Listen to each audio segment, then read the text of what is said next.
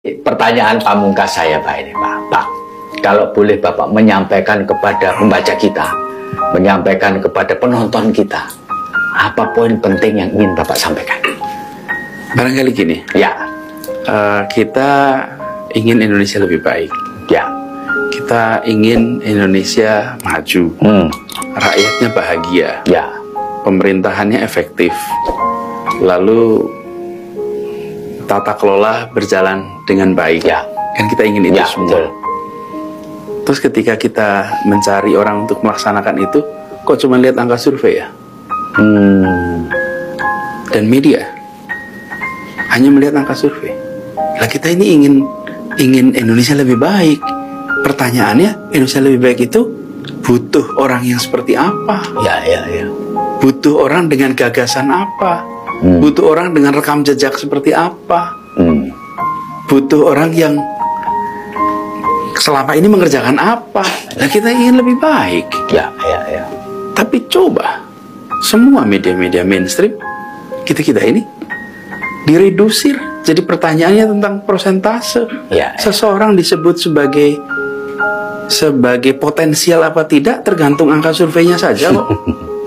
Ya. Angka Ya, surveinya betul. diredusir jadi angka survei.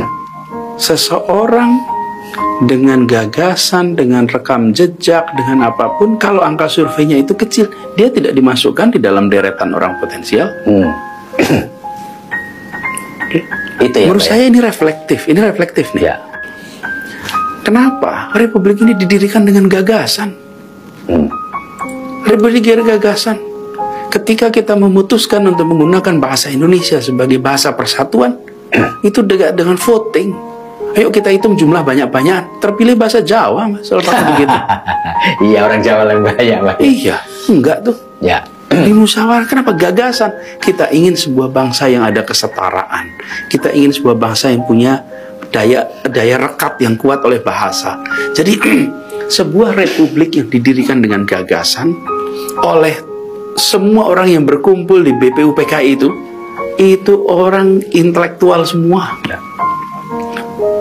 Di saat 95% penduduk republik ini buta huruf, lalu ada segelintir kecil, lalu mereka membuat sebuah republik yang setara.